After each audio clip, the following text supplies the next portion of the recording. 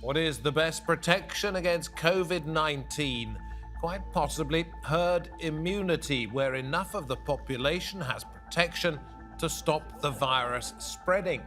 One European country says that's already happened there, but others are doubtful it will ever really be achieved. Who's got this right? This is Roundtable.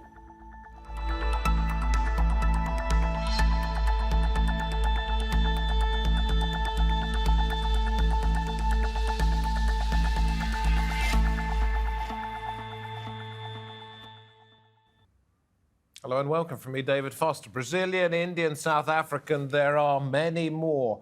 And it's the way the virus goes about changing its very nature that makes skeptics think that herd immunity is an impossible goal. Last month, Malta, one of the EU's smallest countries, said it had achieved herd immunity. The health minister announced that 70% of the adult population had received at least one dose of a vaccine, while 42% had been fully vaccinated. It's estimated that roughly 70 to 85% of a population will need to be vaccinated against COVID-19 to reach herd immunity. But that target could change as we move into different stages of the pandemic. Many scientists warn that the concept is misleading, and it may take a long time for many countries to reach anyway. Others may never get there at all. So as the COVID-19 vaccination rollout continues, how much does herd immunity matter? I am delighted to be able to say that we can go to that much written about island of Malta, to the capital, Valletta, where we see Neville Calleja, head of the Public Health Department at the University of Malta. Then to Scotland, Adam Kleczkowski, Professor of Mathematics and Statistics at the University of Strathclyde, is there. And we cross to the United States finally to say hello to Spencer Fox, Associate Director of the COVID-19 Modelling Consortium at the University of Texas in the capital of that state, Austin. Great to have all three of you with us. Neville, let me come to you first of all. You're the first country to say you have herd immunity. What have you done on Malta that others haven't been able to achieve? So indeed, yes, just very recently, we've surpassed the percentage of 70% of the adult population having received the first dose.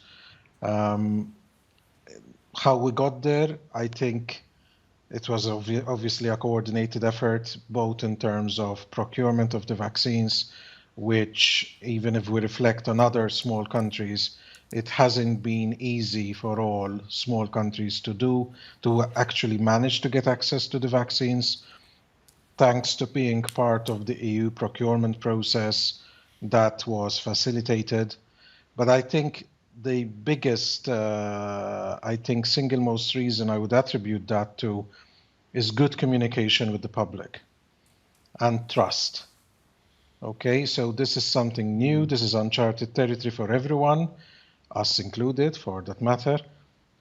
So we did need to maintain very clear communication channels with our public. OK, I'm going to come back in a moment and ask you about the EU procurement campaign, which has come in for a great deal of criticism. You seem to think it's helped you.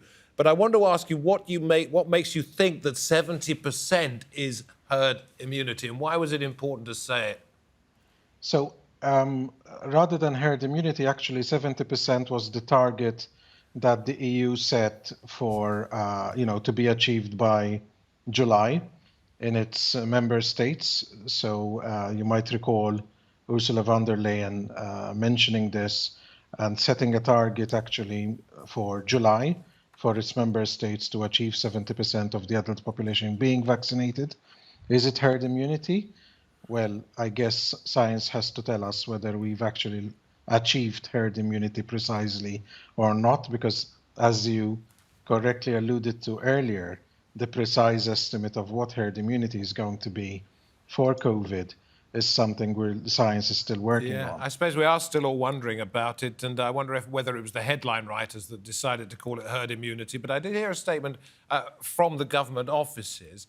Whether that was a wise thing or not, we'll discuss during the course of this programme. Adam, let me come to you. Do you think there is such a thing? 70% makes herd immunity, 75% does, 55% doesn't. Where do we stand on this? Well, I think rather than focusing on whether we reach 70 or 80%, it's more useful to think of herd immunity as a process of virus suppression and elimination. And there are two issues here. One is we don't really know what exactly this threshold is. It could be 60% or 75% or maybe 83%, depending on the strain, depending on how fast it spreads. But the other thing is that this is the level of immunity in the population. And we're not entirely sure how to reach this number, or we will not exactly know that we have reached this number. Just to remind you that Malta has currently got 72% population vaccinated with at least one vaccine, but only 47% with two doses. And we know very well from the studies that one dose infers only very limited immunity levels. Some estimations are about 34% for the Indian and 51% for Kent strains. So if you do a bit of maths, it means that probably about maybe about 45–50% of the Malta population have the immunity. Can I just ask you this, because it's something I was going over in my head before I sat down here. Herd immunity does not necessarily mean that the virus has been eradicated in that part of society. It simply means that it is no longer likely to multiply exponentially. In other words, 2 becomes 4, becomes 8, becomes 16. It can still go from one person to another person, but it doesn't spread. Am I right with that? Well, it can go from one person to another. Yes, it can go from one to another, but it doesn't multiply exponentially. Well, it doesn't grow. The numbers will not grow. It will still go through the population. It will spread, but the numbers will not increase. And you're right, in most cases, they will increase exponentially. But I think there is a lot of confusion with what herd immunity means. There is a slight difference if we think about an ongoing epidemic like we have now. It means a threshold population, is a proportion of individuals when the incidents start declining because there is a diminishing supply of susceptibles. And that can be achieved by vaccination or can be achieved by infection. And it's also affected by what we do otherwise, so on the non-pharmaceutical ways of intervention.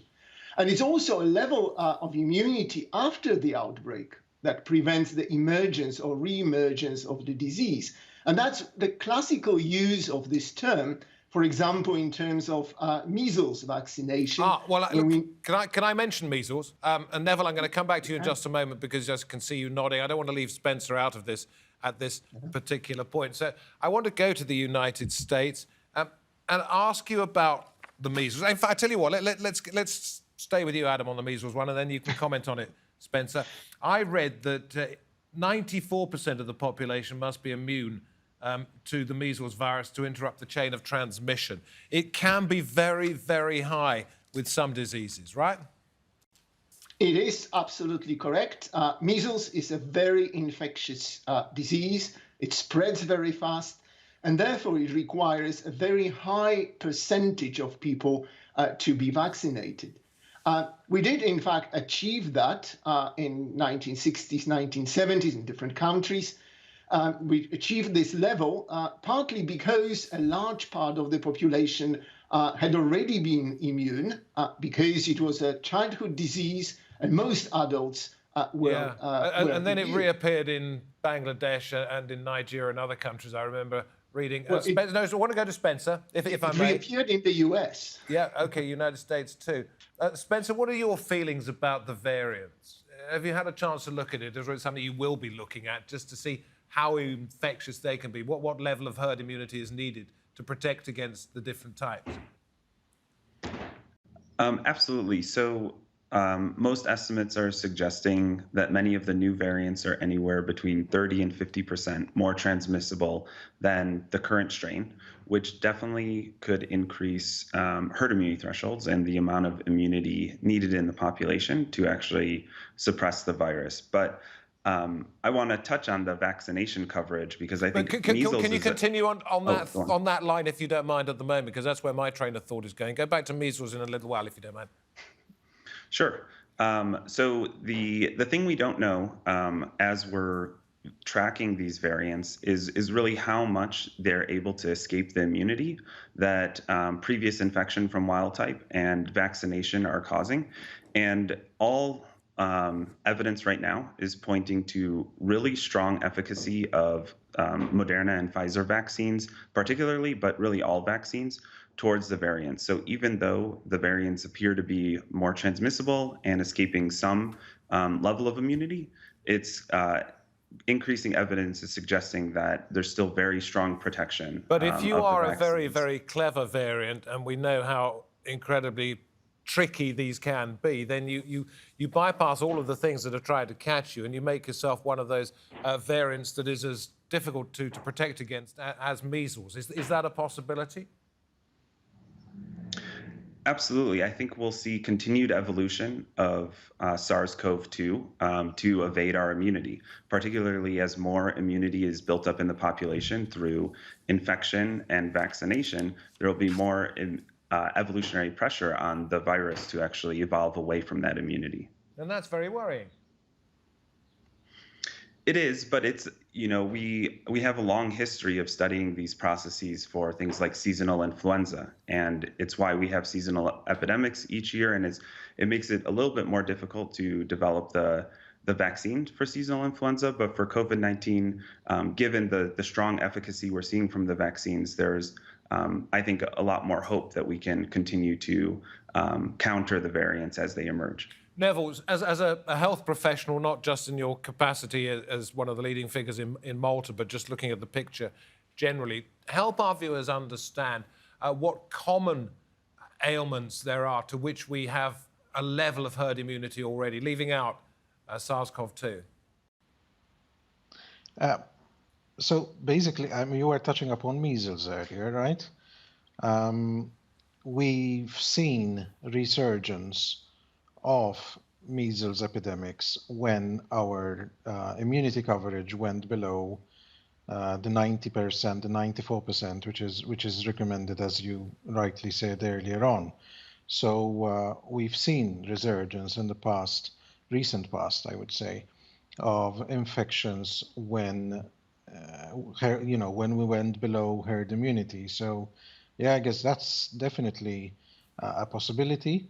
But do we have herd immunity, let's say, against the common cold? Even though it gets passed around, it doesn't become a virulent virus, if you like. No, the common cold, as Spencer was also alluding to earlier, has this capacity to evolve really fast. And that is why, we keep getting common colds year after year, despite most of us getting common colds anyway.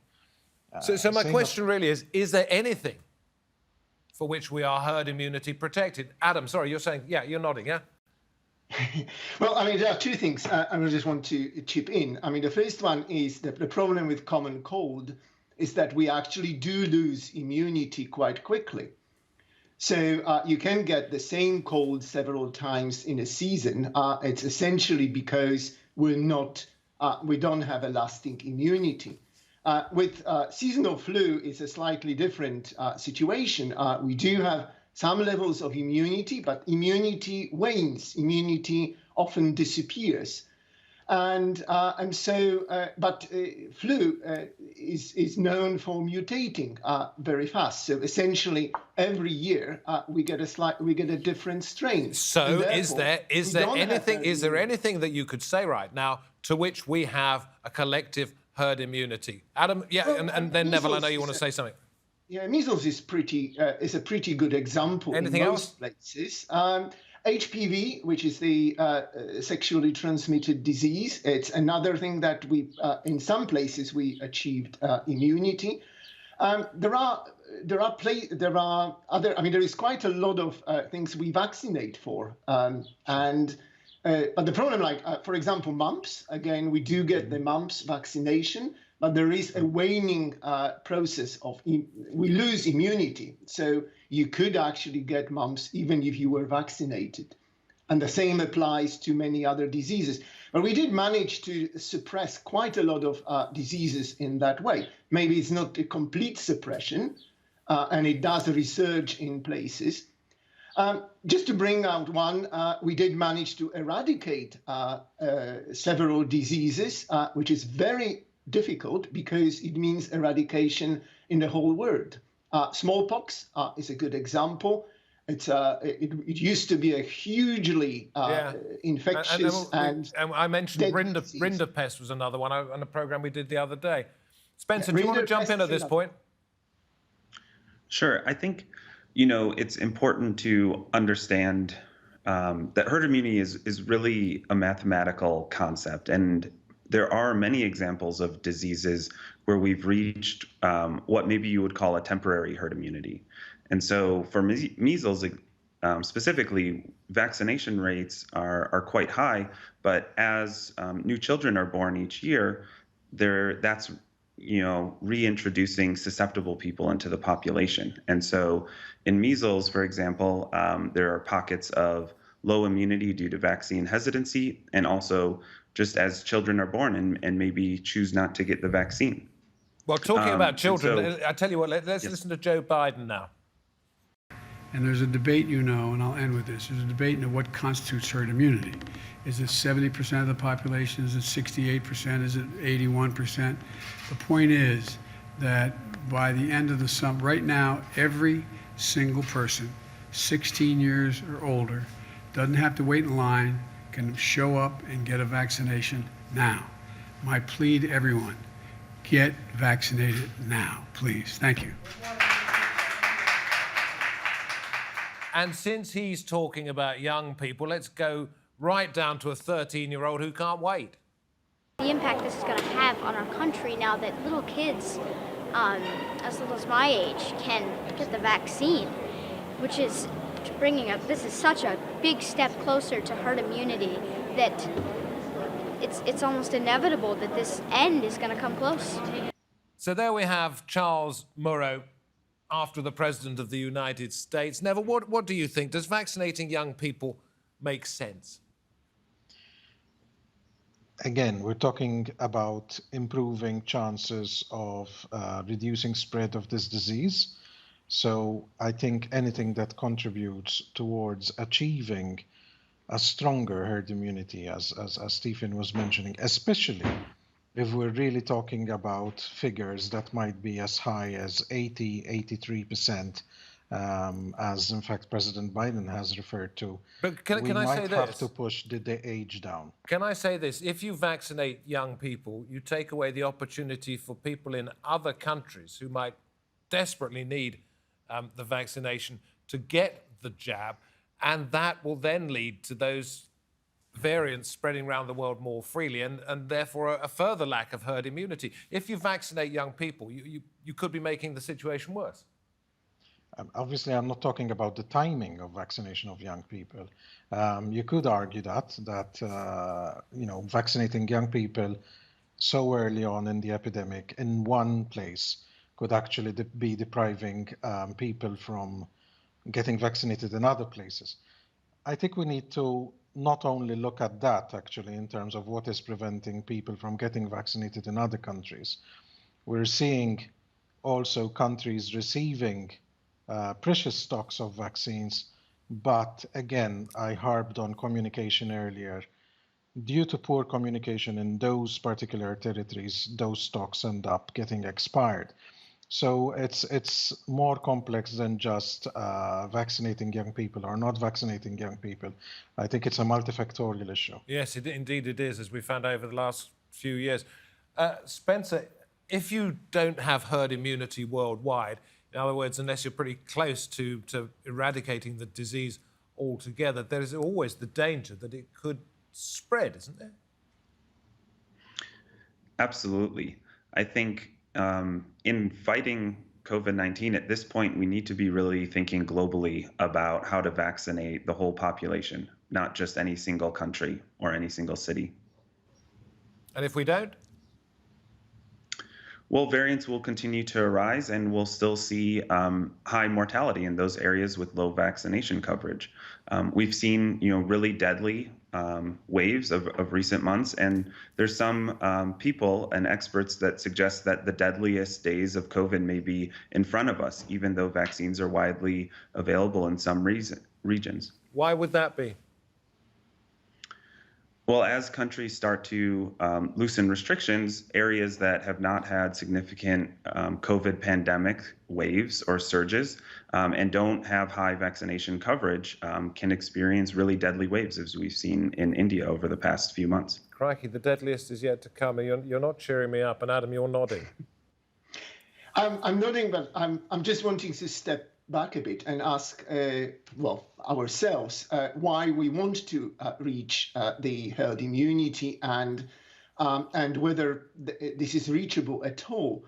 The reason why we want to do this, obviously, is to stop the disease from spreading. But we can also controversially achieve the same thing by lockdown and mask wearing and other measures. So in some sense, the countries and the societies need to answer the question of what we want to do. If we want to have a complete relaxation of the rules, the travel all over the world as we used to travel before, and everything just going back to normal, whatever normal means, we will have to reach this level of possibly 83%. And that can only be done if we double vaccinate everybody, including children, including people who are opposed to vaccination. So let us go back to where we started this conversation, which is Valletta, beautiful city. Loved my time in Malta. But if you want to maintain your status as the first and only country to have herd immunity and to keep that up for some time to come, I'm probably not going to be able to visit, am I? You're going to have to close your borders, seal off the island. The thing is, if this was the only health challenge that we're facing, then yes, that would make sense. Closing up for as long as it takes to eradicate the infection. But in reality, life is more complicated than that. Some people say health is wealth, but I think you need also wealth to achieve health. We're seeing, serious issues amongst those employed in the tourism industry, in catering, in related hospitality sectors. We need to achieve a balance here between some kind of activity, social or economic, and obviously control of the epidemic. Where does that balance lie? Obviously, that's the $6 million question.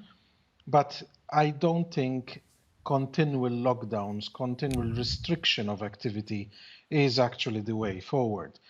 We might have to strike the right balance between achieving a high vaccination percentage and achieving some economic activity. Okay, the $6 million question, it used to be a $60,000 question. That's inflation for you. I suppose the point we're coming to, Adam, as we near the end of the program, is accepting the fact that living's dangerous. Well, it is, but I think I want to go back to one. We don't have an awful lot of time, so make your point succinctly, if you would. The key thing is what Neville said at the beginning, is the trust and the understanding between the decision makers and the society, or where this balance is. Living is dangerous. No, I know. Thank you very much indeed. You were so succinct. I've got time to ask you the same question, Spencer. You prepared as a young person to accept that? Sorry, that living is dangerous? Yeah, I think, as we see vaccination rates continue to increase, we'll see COVID risk continue to decrease. And I don't know if we will ever fully eliminate that risk, but it'll be up to everyone to decide their own risk thresholds. Great to end on an optimistic note. Thank you very much indeed. I was in the depths of despair for some time, but from Malta, thank you very much indeed. From Scotland, from Texas, we appreciate you taking the time to join us on this round table. As we always say, we also appreciate the fact that you, wherever you happen to be watching this, have taken the time to make us part of your day or indeed your night. We'd love to have you back with us on another occasion. Until then, from me, David Foster, goodbye.